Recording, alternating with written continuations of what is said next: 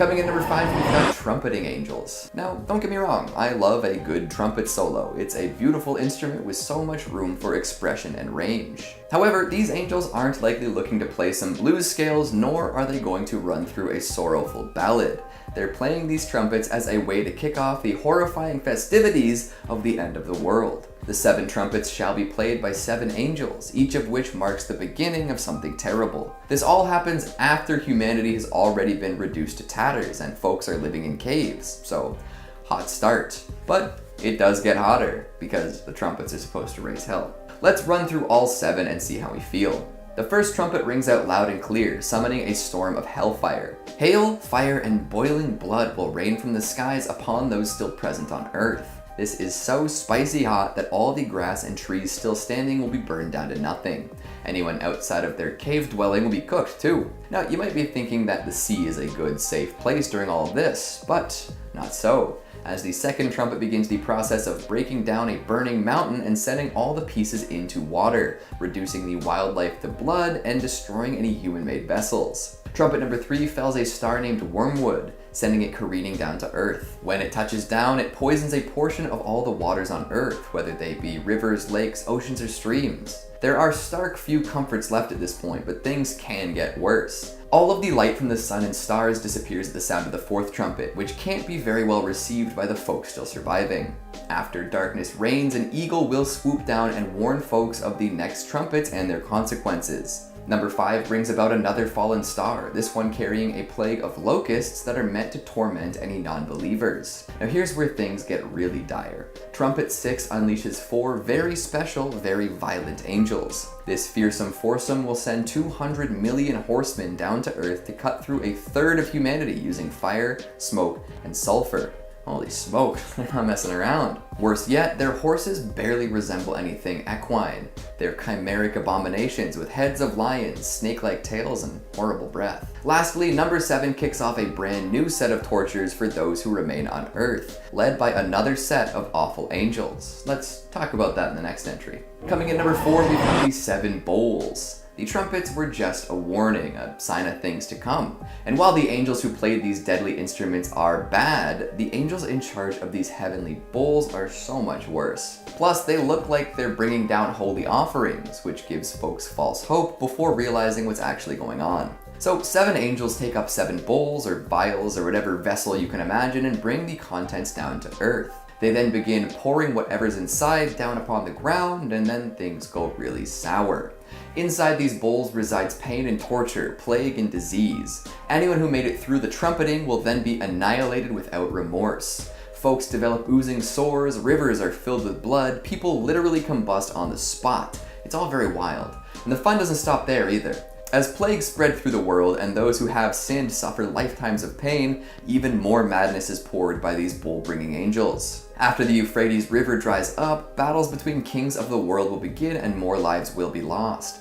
And to top everything off, the bowls bring about the most powerful and destructive earthquake that mankind will ever see. No disaster to date will compare to the chaos whipped up by this massive quake, leveling entire cities in seconds, opening up enormous chasms in the earth, and generally making it really hard to have a good time. Damn. So what at first appears to be a reward for surviving the trumpeteers actually becomes an ever greater punishment. These angels literally split the world apart with the quake after implementing all sorts of legendary suffering. Jeez Louise, I thought these guys were supposed to protect and watch over humanity, not absolutely annihilate everyone. Coming in number 3, we've got the false prophet. Whether this is actually an angel or not is a point of contention, but I believe that this presence is employed by the heavens regardless, so we'll allow it. This beastly brute will arrive just in time to sway the hearts of weaker humans, and then condemn them for falling to his trickery. During the divine trumpet solo, a horrifying beast will emerge from the sea, killing many. However, the beast will be injured after this. Once that is complete, the false prophet will rise. This entity will force anyone around to worship the first beast, causing them to be branded with the mark of the beast, or 666. Any who comply will be damned, of course, and will also suffer immensely once the plagues from the bowls rain down. But really, did any mortal have a choice in the matter? The beast from the sea is powerful enough to frighten anyone into submission, so what else are they supposed to do? During a rain of hellfire like that, there's not too much in terms of rational thinking or hope. I suppose it's a test. to see if those who are truly devoted to God are ready to simply die with the knowledge that they'll be saved. But still, that is a hardcore trust test. Coming in number 2, we've got the Babylon. Another questionably angelic figure, but one who appears nonetheless. As chaos reigns around the world, the whole of Babylon will descend upon humanity riding a beast with 7 heads and 10 horns. She will be drunk on the blood of martyrs and saints and looking for a good time. And by good time, I do mean blood. This is interesting, as this particular figure seems to be representative of a political movement at the time. Scholars often accept her as a symbol for Rome, with 7 heads representing the 7 hills of Rome and the 10 horns standing in for the 10 emperors who seem to be pushing for a less Christian world. So even if this promiscuous beast rider wasn't an angel from heaven herself, she represented something that God would have abhorred. And in being a symbol to rally against and hate, this Babylonian beauty probably steered folks back in the direction those at the church appreciated. Interesting, right? And finally, at number 1, we've got Abaddon, God's chosen angel of death, the supposed location of the lake of fire, and a legendary name overall. This figure is said to have released the locusts mentioned earlier. A swarm of locusts probably isn't that bad in the grand scheme of things. They can block out the sun and eat all your crops, but that is a minor setback. However, Abaddon's locusts, that's a whole other story. These hellish insects are ready to go to war. They're said to appear as war horses with human heads and thorny crowns. With long flowing hair and teeth as sharp and strong as a lion's, they're instructed to torture anyone without the sign of God on their forehead for 5 long months. It seems a little excessive, but here we are. This is an angel who's all about cleansing the world of impure people through death, and the fact that he also commands these hordes of nightmare bugs only serves to intensify his wicked reputation. If there's an angel better known for cruelty and unforgivingness, let me know. But for now, we'll let Abaddon top the list. Coming in at number 5, we've got the Cherubim. A mainstay in the home decor of grandmothers and churchgoers everywhere, folks tend to love cherubs. They've got chubby little cheeks, lovely little wings, and a whole lot of resemblance to babies. Unlike babies though, cherubs tend not to scream and cry and crap everywhere, which might actually be part of their appeal. But these angels are not as they seem. Sure, they gained quite a bit of popularity in art that depicts them as lovable little lads and lasses, but that's not really what they're supposed to look like. A lot less people would want to hang them in their homes if they actually resembled the way they're described in some texts. So their quasi-human form is about the only part they got right. Otherwise, cherubim are jam-packed with terrible features that would probably give kids nightmares. First off, they don't have just one face, they have 4. One of a human, one of a lion, one of an ox, and one of an eagle. That's a lot of freaky faces. Add in 4 wings and you've got a wild and crazy creature. But the basic appearance of these things is just the beginning. Those who behold the cherub might notice that it always appears as if it's on fire, for reasons.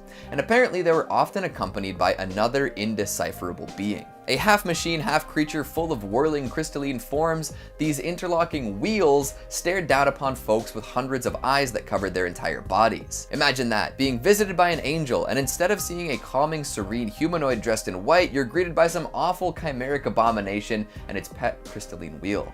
Insanity. No wonder folks who claim to have seen angels went nuts. Although I think it would be pretty wicked if grandmas started putting art up of these cherubs in their bathrooms. Coming at number 4, Seraphim. Keeping with the theme of Ims for a second, now we've got another order of angels that are a whole lot freakier than we often give them credit for. Seraphim are flying serpents. What else do I need to say, honestly?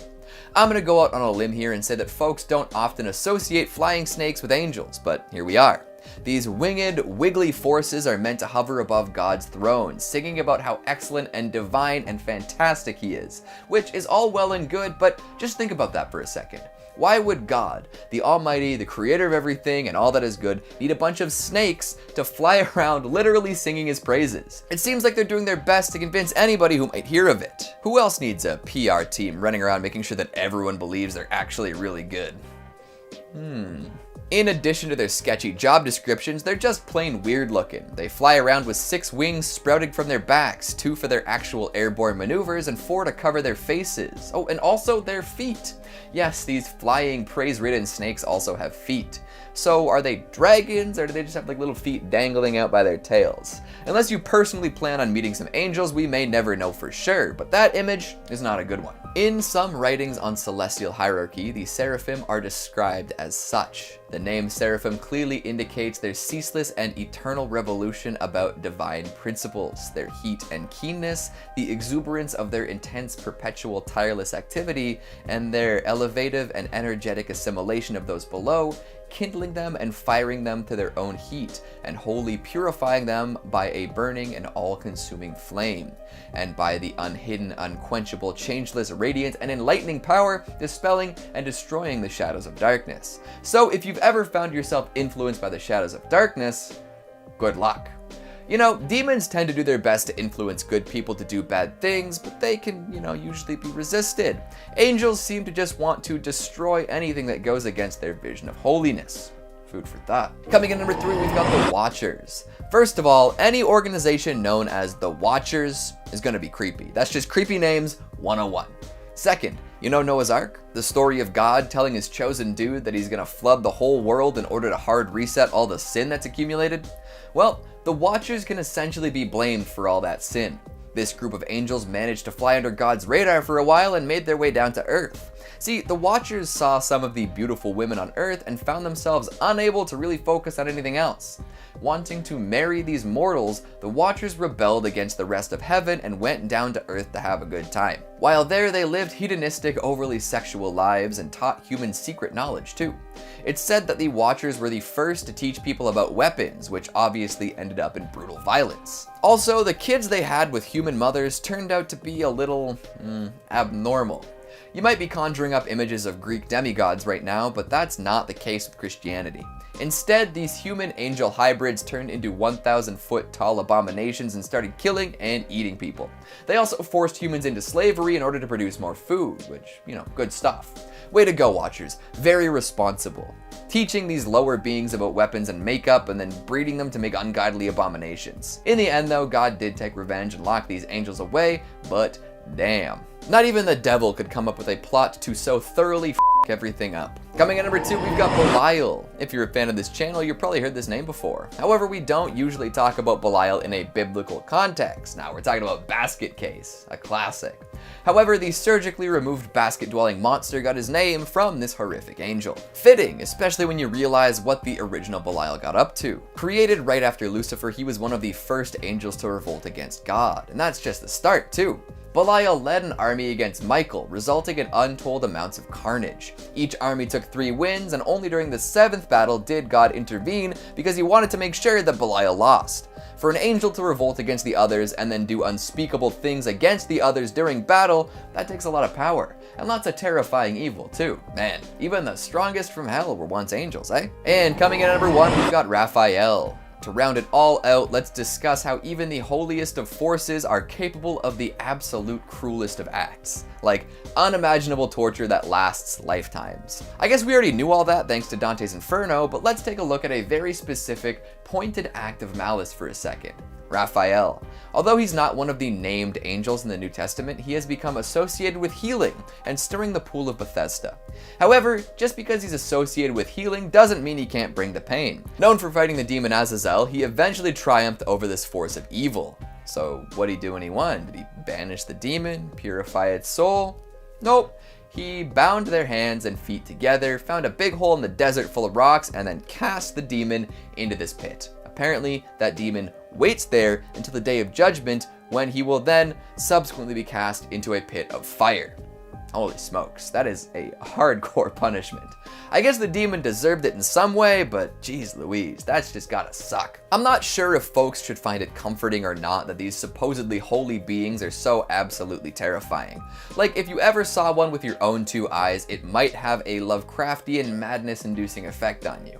Seriously, angels are scary. Coming in at number 5, Mammon. Mammon, also known as Mammon or Plutus, is a powerful fallen angel. Mammon, now a demon, is commonly personified as greed itself. He's the noble demon lord of abundance, prosperity, wealth, and injustice. He also is most often personified as a deity. In his appearance, Mammon is somewhat similar to the gods Plutus and Dispater, especially when Plutus appears in the Divine Comedy as a wolf-like demon of wealth, wolves being associated with greed in the Middle Ages. Thomas Aquinas metaphorically described the sin of of greed as Mammon being carried up from hell by a wolf, coming to inflame the human heart with greed. During his time in heaven, he was depicted as forever looking downward at heaven's golden pavement rather than God himself. In fact, Mammon's obsession with gold was to the point where he did not even care about Lucifer's rebellion, but due to the fact that he cared more about material wealth than God, he was cast out by the archangel Gadreel. After the rebellion in heaven, Mammon was banished to hell, where he is the one who finds underground precious metal that his demonic companions used to build their capital city, Pandemonium. He did this by Lucifer's order. Mammon cancels the devils to be happy with what they have got and to create a home for themselves in hell. At some point in time, with the aid of Lucifer, Mammon created the legendary twin blade, which was made from the bones of a fallen angel, salt that was crystallized from the tears of Michael, then melted down with the ichor of a god into Damascus steel. The twin blade is capable of killing almost anything. In at number 4 we have Asmodeus. Asmodeus is a king of demons and earthly spirits, mostly known from the Book of Tobit. The demon is also mentioned in some Talmudic legends, for instance in the story of the construction of the Temple of Solomon. He was thought to be the king of the 9 hells by some Renaissance Christians. He also represents one of the 7 deadly sins, lust. Being the demon of lust, he is responsible for twisting people's sexual desires. It is said that people who fall to Asmodeus' ways will be sentenced to an eternity in the 2nd level of hell. He is also a demon of lechery, jealousy, anger, and revenge. Asmodeus is either a ruthless, brutal monster or mischievous demon endowed with a playful and satirical genius. Asmodeus was originally an angel known as Asmodal and was in the order of Cherubim. Right before the war in heaven, he joined Lucifer's rebellion against the Lord, only to be personally defeated by the archangel Raphael. But not before Raphael brutally tore out the lion part of his body and cast him out of heaven with the rebel angels in tow. Asmodeus barely survived the fall due to the injuries inflicted on him by Raphael, but he managed to recover. The lion that was originally part of him, now torn, became something of a pet and steed. He also became one of the 7 kings of hell, embodying the sin of lust. He has hundreds of legions of demons under his command. He incites gambling and is the overseer of all the gambling houses in the core of hell. Asmodeus also became the husband of Lilith, though she does not exactly find his presence to be welcoming or tolerable at all. In at number 3 we have Belphegor. Belphegor is a fallen angel, now a demon lord that presides over the sin of sloth and is one of the 7 princes of hell that rules hell. Belphegor gives people ideas for inventions that will make them rich, which leads them to be greedy and selfish. Belphegor is a lieutenant from hell who had been dispatched to earth on a mission by Satan. As one of the fallen angels, Belphegor was originally a member of the Order of Principalities, and after his fall he became a demonic counterpart to one of the 10 Sephiroth that oversees the Tree of Life. During his time in heaven, Belphegor was a friend of Asmodal and Mammon, but he did not exactly enjoy his angelic duties, foreshadowing his slothful tendencies. Moreover, Belphegor enjoyed crafting strange and intricate objects from all manner of material he could find, which according to him was his outside hobby. Unlike the majority of rebel angels, Belphegor did not join Lucifer's side after he declared the war against heaven, nor was he at God's side either. Despite not being part of Lucifer's rebellion, the fact that he did not join God's side earned him his father's punishment of being cast down to hell alongside other rebel angels. No longer an angel of God, but an archdemon of sloth. Belphegor, along with Asmodeus and Mammon, was soon awakened by the sound of Lucifer's voice calling out to him from newly created hell as a result of his impact from the fall. Belphegor took part in the construction of Pandemonium, given his talent and interest in machinery. He participated by crafting the inner workings of the capital, whilst Lucifer and Mammon worked on both the exterior and interior. He was then present at the Pandemonium during Lucifer's rally. Belphegor had then become one of the 7 kings of hell. Belphegor is invoked by mortals who wish to find fame and wealth through invention, often with as little effort as possible. These wishes, as with almost any demonic invocation, are doomed to fail, because Belphegor's true mission is to draw the lazy into the sin of sloth. Through the failure of whatever Belphegor provided to the invoker, he draws them into procrastination and idle dreaming rather than producing, thus damning them. So maybe you're not lazy, you're just damned by Belphegor. Coming in at number 2 we have Moloch. Moloch was once an angel serving God. Due to his own self-interest, he was cast out. He gained a cult following and many worshipped and followed him in ancient times. Child sacrifice is non-existent today, hopefully, but that hasn't always been the case. In ancient times it was commonly associated with people hoping for greater fertility for either person or a land. But one cult stands out from the rest, the cult of Moloch, the Canaanite god of child sacrifice. In the bowels of a big bronze statue with the body of a man and the head of a bull, offerings, at least according to the Hebrew Bible, were to be reaped through either fire or war. It is said that devotees can still be found today. People prayed and offered to Moloch as they believed he was responsible for the weather and fertile agriculture. If they wanted their land and people to thrive, they believed that they must make this sacrifice for the gods, or specifically Moloch, to bless them. Though the biblical account describes children being passed through the fire to Moloch, Hebrew prophets are universal in their condemnation of the practice. This has suggested that such sacrifices might have been made to their Abrahamic god by some cult, but were condemned and cast out of the Orthodox faith as anathema. Followers argue that this was not a practice of God, but those who were led astray. Others claim that Moloch was an angel before he fell, and those who followed him mistook his word for religion. There are religious sacrifices sites still standing around the world today, preserved in time as a reminder of the dark history of following false gods. Although it was more commonplace in ancient culture, there are modern cases of Moloch worship. Obviously, these are kept more personal, as this would not be accepted. There have been claims that some influential people in today's society secretly make sacrifices to Moloch to gain power and influence over today's world. Of course, we do not have evidence of this, just claims. Do you believe that people are committing such horrible acts for their own self-interest? And finally, in at number 1 we have Lucifer. Lucifer, also known as Satan, the devil, light-bringer, the light-bearer, and the morning star, was one of the earliest of God's creations. Also the twin brother of Michael. He was regarded as the wisest, greatest, and most beautiful angel in all of creation, having virtually no equal, with only God being his superior. He is infamously known as the angel that rebelled against God and heaven and caused the downfall of mankind. Lucifer was said to be the brightest in all of creation and was the most revered too, and most praised among the angels for his beauty and power. This in the process caused Lucifer to be prideful of himself. So immense was his grace and power that his throne was positioned atop a mountain anointed by God himself, adorned with burning stones known only as the stones of fire, infused with the fires of the sun to give light to the dead and the lost as Lucifer guided them to paradise. It was not until God created humans that Lucifer's pride began to overtake him and grew more rebellious against his father. It soon led to Lucifer becoming dissatisfied with following God, alongside the fact that his father favored the new creations known as humans, spending less time with his own family and more on developing those humans. To add insult to injury, Lucifer would be told by God to watch over and guide these humans, which only made Lucifer look down on these mortals with contempt, especially when having a perfect being like him watching over these creatures like a shepherd over his flock. However, he saw that the humans would be no different than everything else that would be under God's puppet strings, and realized that he could perhaps impart his ideas of existentialism on these new creations. He approached one of the two, named Lilith, who was strolling through the primeval plains of the Garden of Eden, and the two had a rather amicable conversation. During the conversation, Lucifer managed to persuade Lilith into siding with him as well. He convinced her that since Lilith had been created from clay, the same as Adam, she is equal to him, and therefore should not be under him. She would be no puppet bound to any string, and would instead live out her life the way she desires to live it, rather than having been told how and why. Lilith was enlightened by the morning star's words, and this caused her not to be submissive to Adam and leave him. Being the second-born creation of God, Lucifer is a being of incalculable celestial power. He is among the most powerful entities in all of creation. The only two beings that somewhat rival him in the depths of hell are Satan and Beelzebub. After being released onto Earth, Lucifer's mere presence upon breaking through was said to have shook the globe and created several unnatural disasters around certain parts of the world. Moreover, his presence also caused supernatural beings and psychics immense agony and trembled from sheer dread. I don't think you need to tell me that Lucifer should definitely be feared and deserves the top place on this list. Coming in at number 5, we've got the Angel of Death. We'll start off with a no-brainer.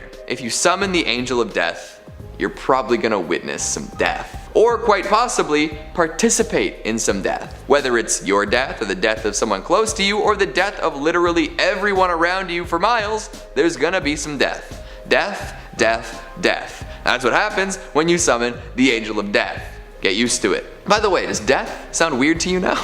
Sounds weird to me. One particularly egregious example of this large-scale killing comes from the story of Passover. In the Hebrew Bible, there's a tale of a pharaoh who refuses to release his Israelite slaves. God brought about a bunch of plagues to convince him to finally set them free, but to no avail. So instead, the Angel of Death was sent to kill the firstborn sons of Egyptians across the land. If the Israelites smeared the blood of a slaughtered lamb on their front door, the angel would pass them over instead of killing one of their sons. This resulted in quite the catastrophe for the Egyptians though. And that wasn't the worst of it either. Killing all of the firstborn sons of an entire empire wasn't enough for the Angel of Death. No sir. Apparently, while protecting Jerusalem from an invading army, this angel wiped out over 180,000 men in one night. Like, I get it, you gotta protect what you gotta protect, but that is a lot of human death. When the casualties number in the hundreds of thousands, you might want to think twice before summoning this angel. It's like dropping a holy nuke on somebody, insane fallout and all. In actuality, folks don't really know exactly what happened when the Assyrians attempted to invade Jerusalem. By all historical metrics, specifics, this invading force should have easily taken over the city. However, there are some theories that don't involve literal divine intervention, including mice and the plague that they brought. So what's the better story though, an ill-timed mice-based epidemic or a swooping, slicing, slaughtering angel of death?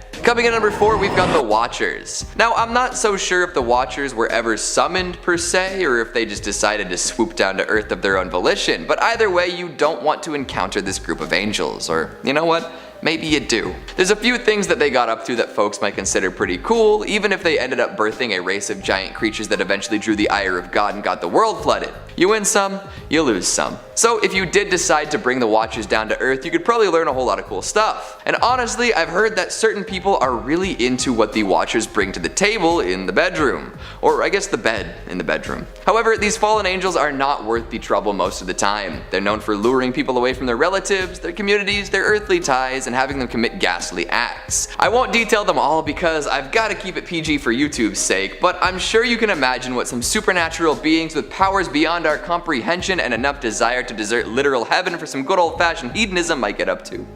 Oh, I wonder if you could comment this stuff you're imagining, or would that get censored too? Maybe we'll save that for another day. So like I was saying before, the Watchers taught the humans they enchanted all sorts of forbidden knowledge. A Pandora's box moment for sure. Humans were introduced to weaponry, cosmetics, mirrors, sorcery, and more. This doesn't seem all that bad, especially because humans would have probably discovered all of it someday anyways. But humans weren't ready for all of this new mind-altering knowledge all at once. This incredible volume of previously unimaginable stuff really screwed up their brains and made them act in horrible ways. Kinda like how the internet has rotted away a lot of common sense and decency nowadays, but hey. Eventually, with the birth of gigantic monsters, the angels that didn't come to Earth to fornicate with humans decided enough was enough. It was cleansing time. The flood was called and all those who lived on Earth were washed away. Time to start again. So even if having access to Lovecrafty and brain chemistry altering knowledge sounds appealing to you, if you do end up summoning a Watcher to teach it all to you, you might just end up underwater anyways. And not in a cool fun way like Atlantis or a Gungan city, I'm talking concrete shoes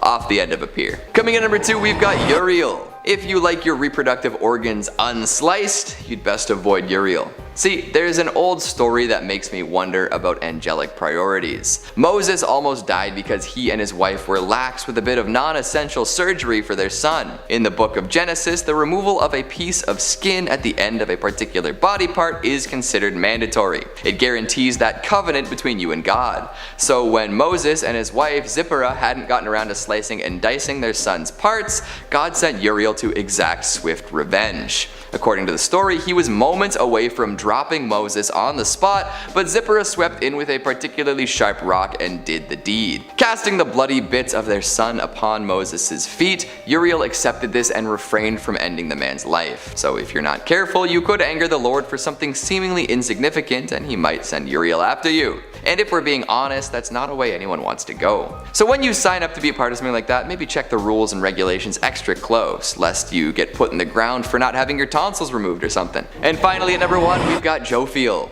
Widely known as the Archangel of Beauty, you would think that this angel would be cool to summon. Sure, the heavenly beauty might be too much for your human mind to handle, but at least you'd go mad seeing something unspeakably radiant. Here's the thing though, Jophiel doesn't suffer any fools, and we're all fools. Hell, the first humans to ever roam the earth, Adam and Eve, found this out firsthand. After consuming the forbidden fruit and gaining its hidden knowledge, Jophiel was the one to kick them out of the Garden of Eden. Break the rules? Get booted. I don't know if that can be considered tough love, it's probably just tough. So summoning Jophiel probably means that you've recently done something that goes against God's will, and for most folks that is not something they're super enthusiastic about doing. Plus, Jophiel is said to wield an enormous flaming sword, and as badass as that is, you probably don't ever want to be on the receiving end of it. Coming in at number 5, we've got the Angels of Paradiso. Like I said, not all the angels out there are intrinsically linked to major religions. Some are inspired by said worship, but can take on totally new and unimaginably freaky forms when inserted into certain narratives. Enter Bayonetta. ancient, gun-toting, hair-wielding witch with a hate-on for these divine beings. In the combo-fueled games, players take control of what Seraphim wishes she was in order to punch, kick, whip, and torture the ever-living crap out of these radiant figures. It ends up being a little deeper than that, of course, but I'll leave that to Top 10 Gaming or something. I specifically want to talk about how terrifying the angels in this game are. Taking inspiration from all sorts of pre-existing angels, although the Judeo-Christian is extra strong, these gold and marble-skinned freaks of fancy are down to annihilate anything that gets in their way. The angels are divided into 4 spheres of influence, each increasing in power. Even the lowly members of the 3rd sphere are terribly powerful and look the part too. Bayonetta can handle them no problem, but imagine facing down one of these monstrosities on your own. Inhuman in form, but often adorning porcelain human-shaped masks, these things are the embodiment of uncanny valley nastiness. And as the games progress, these holy abominations get freakier and freakier. Some of the smaller ones have quasi-human figures, but geez. The big angels are exactly what you would expect from a biblical angel of some sort, all fire and whirling parts. Like, look at Belief. This thing has dinosaur legs and an enormous tentacle arm. Then there's Enchant, who reminds me of the wheels that are said to accompany Cherubim. And of course, who could forget Fortitudo, the 2-headed dragon with a gigantic upside-down human face as a shield/diaper. These things are incredibly designed and super terrifying because of it. If I had to choose between fighting these things and demons from another game's universe, you know I'd take the demons every time. One has to wonder who would win, the angels from Bayonetta or the demons from Doom? Or even more controversial, and don't kill me for this one, Bayonetta versus Doom Guy. I'm not even gonna weigh in for fear that I'll incense 1 million fans on either side. So I'll leave you with the mental image of a marauder fighting Lustitia. Coming in at number 4, we've got Evangelion's Angels. Oh yeah, we're not done with the alternate universe angels quite yet. If you thought some of the angels featured throughout Bayonetta were freaky, we're just getting started. Context matters when you're looking for how scary something is, and in this case, the angels from Evangelion are probably a whole lot freakier than the ones we've previously mentioned. Think about it, 15 years after a catastrophe the likes of which the world has never seen, and then all of a sudden some inhuman, godlike creatures touch down and start to destroy everything. Worse still, the only way to fight these things is to put some traumatized teens into enormous biomechs and make them fight to the death. That is a scary situation. There have been plenty of different interpretations of these angels over the years, with some folks theorizing that they represent some sort of messenger from beyond our understanding of the world, and others think that they're a proto-form of life coming back to reclaim the earth. Regardless of how you understand their purpose, they're extremely powerful, impossible to negotiate with, and looking to methodically eliminate everyone and everything on the planet. And while some of them have vaguely humanoid shapes and relatively easily understood powers, others can be absolutely eldritch in nature. Take Lailah, for example. It takes on the appearance of a gigantic black and white sphere with an impenetrable defense. Anything that attempts to hit it will phase right through it, and Evas that go up against it often end up in its pocket dimension. Or how about Uriel? Appearing to be an enormous bird made of light that can ruin your brain from outer space. When Asuka went to fight it, she ended up experiencing her own personal hell. She relived all of her darkest and most painful memories during the fight and could only eventually take it down by using the Lance of Longinus, a weapon that can cut through any AT field. Then there's Shamshel, who looks like an enormous member. Each angel from Evangelion is terrifying in its own way, and they each find new ways to make the EVA pilots' lives living hell. And those are all the people that can actually do something about these monsters. A regular person just has to sit back and watch as these cosmic entities plow through Earth's defenses like a bull in a china shop. Goodness gracious. And don't even get me started on the beings like Adam and Lilith. Maybe next time. Coming in at number 3, we've got Azrael. Back to some more traditional angels now, which, even if they're not quite as delicately fleshed out as some of the storylines from our previous entries, provided inspiration for these more in-depth atrocities. The OGs always command respect. So let's talk about the Archangel of Death, Azrael. A lot of folks have conceptions of the Grim Reaper and similar entities from across time. Azrael plays this role in Islam, carrying souls to the afterlife and coming for those whose time is up. Something tells me that a lot more people would go in peace if Azrael was a little, well, less abjectly horrifying. It's said that he has 4 faces, 4,000 wings, and a body covered in eyes and tongues. Now, at first, the eyes and tongues thing isn't so bad. Like, it's bad, but not the worst thing ever. But apparently there is one for every human on Earth, which, to me anyways, is pretty much impossible to imagine. Think about all of the writhing, blinking madness embedded in this angel's skin and what that might look like as he comes to carry your soul away. No thank you. Coming in at number 2, we've got Samael. Another famous archangel of death is Samael. More prevalent in Talmudic lore, his name can mean anything from the poison of God, venom of God, or blindness of God. He kills at the behest of God and does so often and with impunity. Off to a good start. He's known to play a similar role to Lucifer across different tales and is often tasked with destroying sinners, which is terrifying to me personally. Another name that Samael is known by is the Seducer, and while he is known to consort with other celestial beings, even mating with the 4 angels of sacred prostitution, he's not seducing humans in the traditional manner. Instead, he's known to seduce people into acts of evil, drawing them out and causing them to sin so he can do away with them. Narc. There's also the story of him attempting to kill a baby that was still in the womb, which is a pretty out there idea for an angel, don't you think? Apparently, there was a discrepancy about which of 2 unborn twins would inherit the earth, and Samael's answer was to simply kill one of them before it could be born. This is one angel that will not be imparting you with blessings, no sir. Coming at number 5, we've got Leviathan. Often associated with adjectives like aquatic and enormous, Leviathan is a word we often hear outside of the context of angels. It's a concept at this point. If something is a Leviathan, it's an enormous sea monster, ready to swallow entire ships whole, prepared to annihilate fleets of submarines, waiting for its chance to appear in a monster movie. But here's the thing, Leviathan isn't just some monstrous figure in the ocean, nor is it simply a huge roller coaster in Vaughn. Leviathan is also a demonic angel.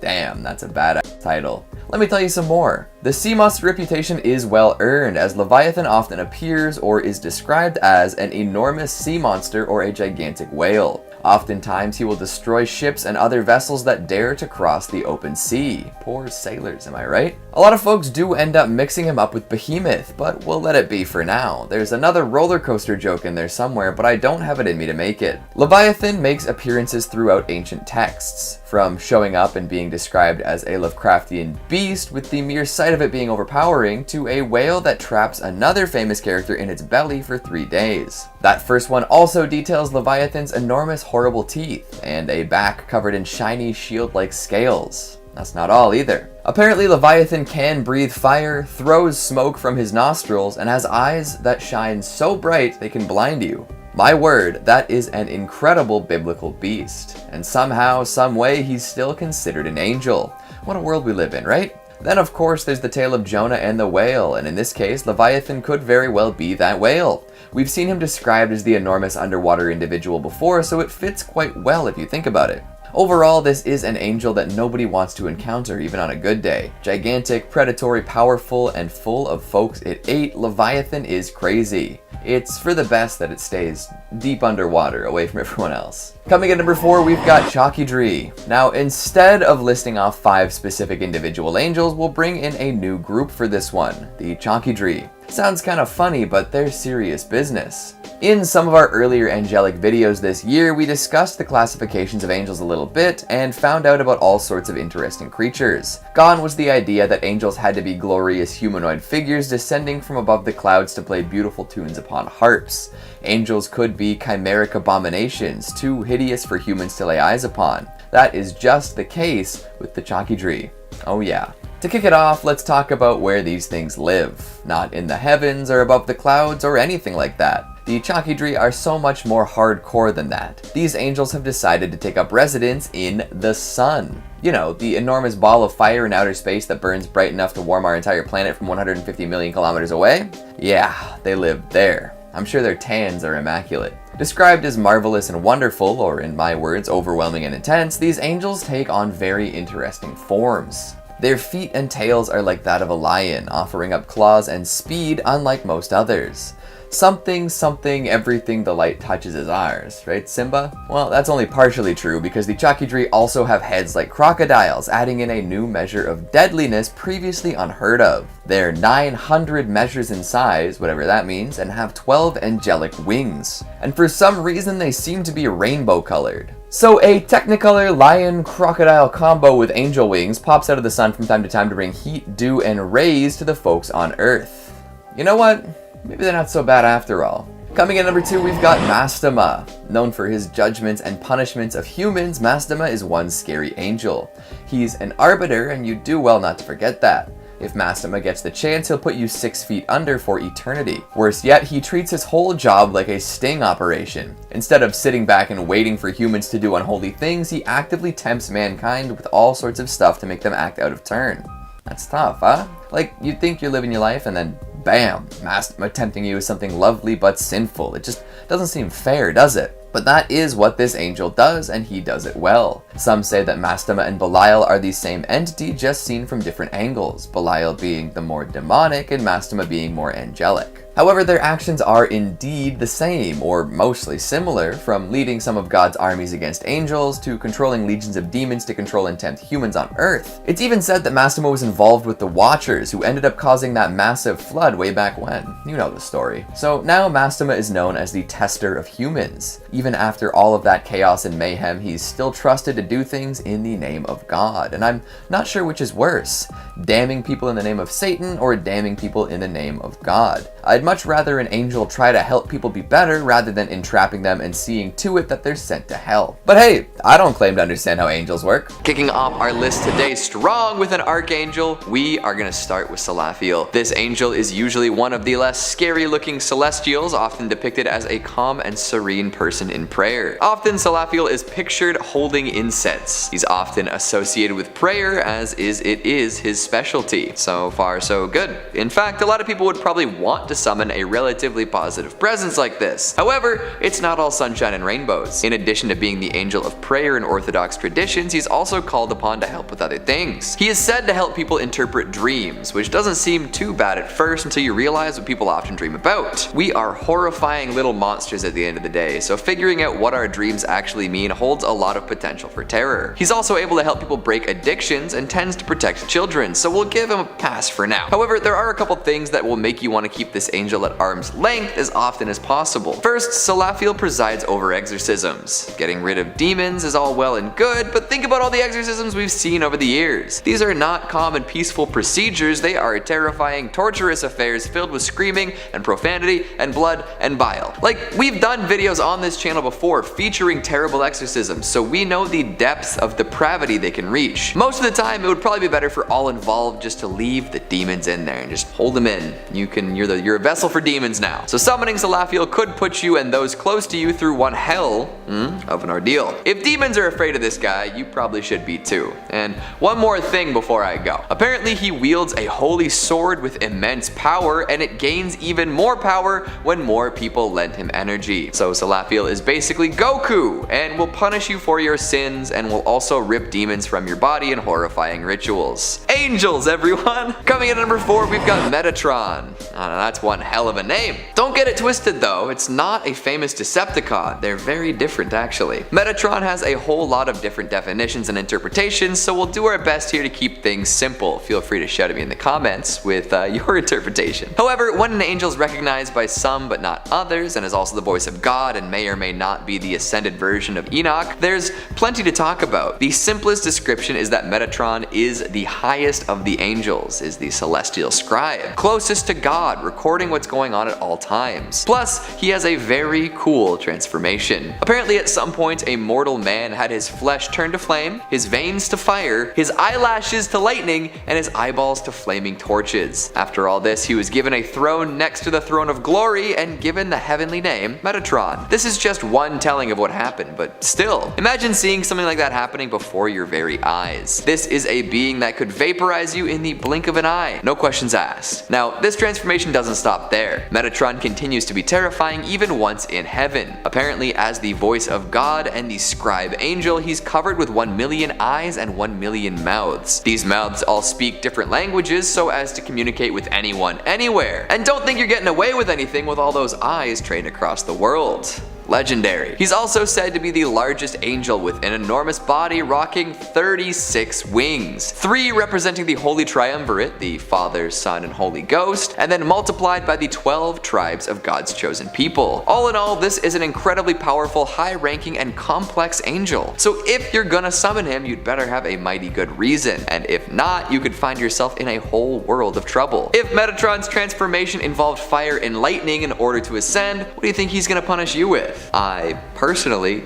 don't want to find out. Coming in at number 3, we've got Lailah. Now here's something truly scary, the angel of childbirth. I don't know about you, but babies are scary. Just deciding one day that you'd like to play God and bring a tiny human into this cruel world, watching as it grows inside of another human and then eventually flies out like a chest burster from Alien, blood, viscera, and all. Boy, an angel presides over that. Maybe don't summon that. She also feuds with Lilith, who tends to prefer destruction over creation, so if you're bringing Lailah to the party, you're also gonna end up running into Lilith too. Whenever conception occurs, it's said that Lailah speaks to God about the fate of the soon-to-be child. God then chooses the strength, appearance, and destiny of said individual, and Lailah plants this seed into a mother's womb. It's awfully deterministic, don't you think? That the moment you're conceived, everything's already just laid out, and we left it up to an angel and God with no input, no choice? It's a little much. However, there is an interpretation that changes this a bit. Some say that Lailah plucks a soul from the Garden of Eden and makes it enter an embryo. There, she shows the soul all of the potential it has in life and all of the possible rewards and punishments it may endure. After this terrifying lesson/indoctrination, she strikes it upon the lip, forming the philtrum and erasing all of its memories of these ideas. From there, it's essentially a blank slate with the ability to become righteous or wicked. But why get rid of the knowledge you already gave it? Why can't everyone be righteous? Just seems like babies are set upon a very tough path with not enough to work with. So come on, Lailah, cut them some slack. Coming in at number 2, we've got Ramiel. There are 2 versions of Ramiel we can look to, the Fallen Watcher and the Angel of Hope. Of course, the spookier edition has to be the Watcher, but we will briefly touch on each. As the Archangel of Hope, Ramiel is in charge of bringing folks divine visions and carrying the faithful up to heaven. Like always, I'll be doing a less than generous reading of these tasks. A lot of serial killers claim to have seen divine visions, and they're meant to cleanse the world of sin. Maybe we'll leave that to actual angels and don't let mortals with knives and guns get god complexes. And carrying the faithful up to heaven, like the actual rapture, sounds horrifying to me. Maybe that's just me, you know, the host of the scary YouTube channel and regular blasphemer, but you know, you do what you can. Now, if we want to talk about Ramiel the Watcher, there's also some spooky stuff going on. You might have noticed, we talk about these fallen angels quite often. Ramiel is the 6th of 20 leaders and brought his legions down to earth to take wives, mate with human women, and teach forbidden knowledge. He's also referred to as the Thunder of God, which is particularly terrifying and elicits images of wrath, fire, destruction, and earth-shattering noise. So tell me,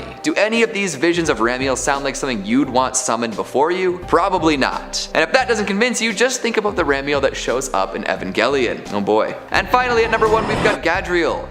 The one who started it all. Another Watcher, he could be the one to blame for all of humanity's failings. That's right, no angel was just gonna head down to earth on their own and yuck it up solo. Somebody needed to convince all of these divine beings that earthly pleasures were worth throwing their current existence away. Some say that Gadreel was the one to kickstart that whole operation. Yikes. Even worse, he might have been the one to convince Eve to partake in the forbidden fruit. He deceived her, dooming humanity to lifetimes and lifetimes of pain, suffering, and hubris. If there's an angel you don't want to summon, Gadreel should be topping that list for sure. Coming in at number 5, we've got Abezethibou. Fallen angels tend to have pretty wild names, so we'll kick off with a good one. Abezethibou, Abezethibou, Abezethibou. Keep saying it, I swear nothing bad will happen. While some angels fall from heaven and just chill in the sacrilege paradise that is hell, some have higher hopes for sure. Good old Abezethibou is one of those with goals, aspirations, a day planner fully loaded with terrible tasks. After following Beelzebub in a grand exit from the Holy Land, he became quite an important demon in hell. Most hell dwellers choose to follow a certain demon or become part of a legion of some sort. This fallen angel has control over all sorts of imprisoned souls. Some say that this charge is both a privilege and a burden though, but I would imagine the same is true of all sorts of tasks in hell. There's much more to this demon though. He doesn't just remain in hell for all of eternity. In fact, there's a wild story about what Abezethibou got up to above ground. After falling from heaven, he roamed about Egypt, eventually causing a pharaoh's heart to harden. This act of evil inspired the pharaoh to pursue the fleeing Israelites, which ended poorly to say the least. This pursuit resulted in the pharaoh's army being crushed by the Red Sea. Abezethibou himself was imprisoned in a pillar of water and forced to uphold a pillar of air until a temple's completion. That has to do terrible things to one's mind, so I'm sure whenever this demon escapes, he'll be ready to wreak some vengeful havoc.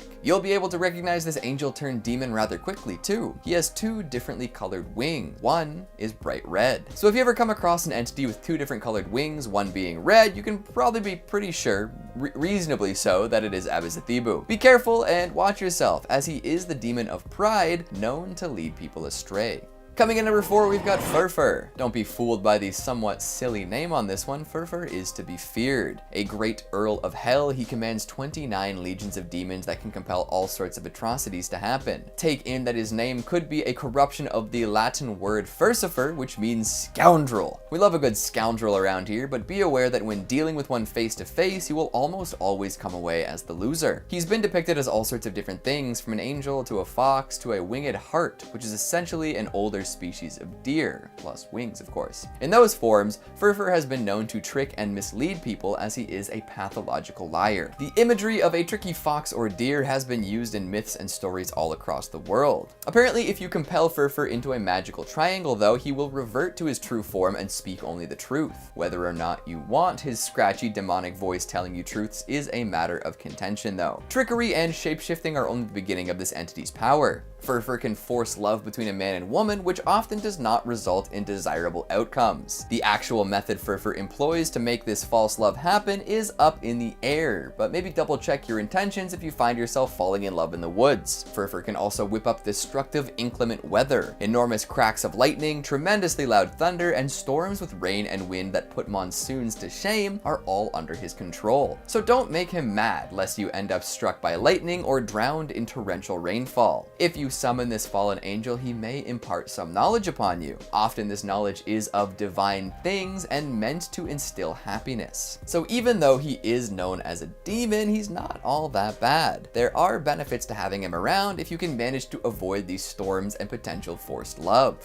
Coming in number 3, we've got Adramelech. Possibly an ex-angel, possibly a Sumerian sun god, Adramelech is worshipped by people around the world who wish to offer up sacrifices in exchange for power and wealth. Here's a fun fact: not only is he a chieftain of hell, he's also got a whole bevy of other interesting hellish responsibilities. Firstly, he's the Great Chancellor of Demons, which is pretty neat. He's also president of the Devil's General Council. Who knew the demons were so democratic and well organized? But here's the kicker, my favorite fact about Adramelech. He is the governor of the Devil's Wardrobe. Tell me you wouldn't want some fashion tips from the Devil's Wardrobe governor. Some seriously killer style on this dude. Probably has one of the original pairs of Satan shoes and everything. To ensure that he looks the part, he takes on the form of either a humanoid mule or a peacock. Or maybe sometimes he's a mule-peacock hybrid. All the above are probably true in some capacity. Be warned, even if you do encounter a fabulously dressed mule peacock man, he's not to be approached. He's described as an enemy of God, greater in ambition, guile, and mischief than Satan, a fiend more cursed, a deeper hypocrite. And we hear a lot of bad things about Satan all the time, so if Adramelech is worse and more cursed than the big guy down there, then we're in for some trouble. Maybe that's why all those hardcore streetwear enthusiasts are so pure evil. They're just channeling Adramelech. Coming in at number 2, we've got Andras. Now we're getting into some hardcore ones. Sure, we started with some fallen angels who might have a violent tendency or two or compel people to act in ways that contradict their morals, but that's all just part of life, right? Andras is straight up evil. He is powerful, deadly evil. The Grand Marquis of Hell, 63rd of the 72 Spirits of Solomon, and commanding 30 legions of demons. Boom. If Andros likes somebody, he teaches them to kill their enemies, masters, and servants. Yeah, all 3 categories. He is a bringer of bloodbath and brings them often. Nobody escapes when he's around. To make matters worse, he also gets a kick out of creating bad situations. Sowing discord among people is a chief interest, and trouble seems to follow him wherever he goes. It's hard to avoid him too, as he does take many forms and can really mess up your day if you're not ready. See, usually magicians look to summon Andros in order to gain some of his power, but he's not easily handled. He will often kill the very people who summoned him if they're not prepared for his arrival. Then he's just free to roam around with his owl head and crazy sword, murdering to his heart's content. Not great. Usually he looks sort of human, with an owl or raven head riding a dark wolf.